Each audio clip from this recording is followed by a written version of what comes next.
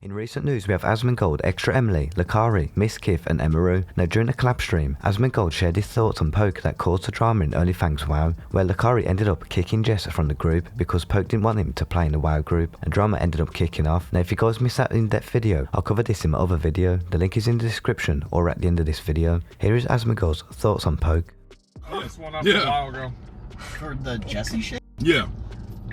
That's so unnecessary. Why y'all kick They took it very seriously. Aww. Why did we kick him? Because Poke's a He's a pussy, he cry about everything. No! He wants to get people kicked out the guild. What a pussy. The Poke was a chat! Holy shit. Oh, this is gonna be a crazy clip with all these people in the back. Like, I'm not part of it. Like, I get to say it. What a little bitch. Oh no, Oh the Poke my is nice. He's a God. nice guy. How do you let that happen? Oh, Let it no. go. He was actually in chat LOL subtweet incoming. Poke's new method of subtweeting is talking shares in others' chats. Here's an example. 6 months ago, Poke making low blow jokes about XQC taking Adderall and having McLaren stolen, and XQCL adept on Erob's chat. Even Erob's community thought it was a move by Poke, and Gigi complained to Lakari, basically saying they'd G-quit and all this other stuff, and got a guy named Jesse kicked out of OnlyFans after just being invited. Because Poke has some old drama with Jesse, him and XQC.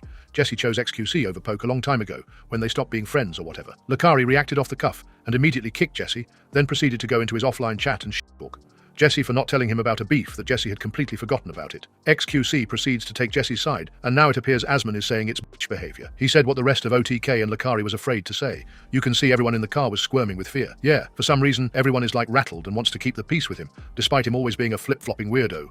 He's always middled between everyone, and been a people-pleaser who lashes out at people. In this next clip, we have Emiru. Now, she shares a story with chat where she was talking about BlizzCon and shared her encounter with another streamer where the community speculating that it's Trainwrecks, supposedly crashing out on Emiru because she didn't really want to talk to him. Here's Emiru's story. Like, I'm hosting a party later. You should come. This popular streamer and this popular streamer are coming. But it was really awkward because those popular streamers were Kelly's friends, and we knew that they weren't going to this party. But she was being really nice. She was like, oh yeah, like maybe we'll stop by. Like, yeah, seems nice. We'll let you know. She's really nice to people. But then me, you guys know me. I can't really like act. And so I was obviously, my face was just like annoyed, like just like no reaction. I was just like, yeah, like I don't really want to talk to this guy. I don't know. And then he turns to me and he's like, you know what? Someday I'm gonna be the biggest streamer on Twitch and you're gonna regret not giving me a chance. And I was like, okay.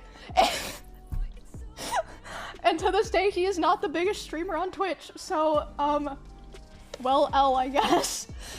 But yeah, this was in like 2017 or 18. Train is a weirdo.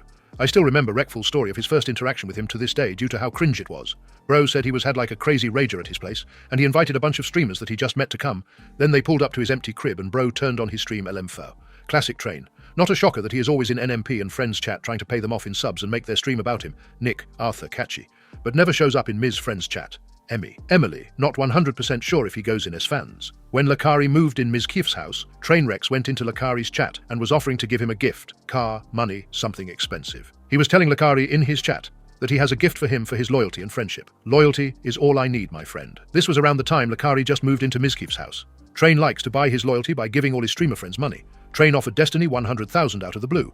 Destiny said he declined it and said he is doing fine. The weirdest thing I've seen him do is offer Buddha money in the same way, except it was to help pay for his father's funeral. I don't know how Buddha actually felt about it privately, but I hope at some point in the future he realizes that Train used his father's death as another attempt to run some good PR for himself and buy some loyalty for a friend. If Buddha was as small as poor as streamer, it would still have had the same motive, but at least could have been needed. Honestly, kinda made me think less of Buddha. If Train had done that to me, I'd have very publicly told him where he can shove his money trying to use my father's death as an opportunity to buy loyalty. Lucky she didn't get the Wreckful treatment.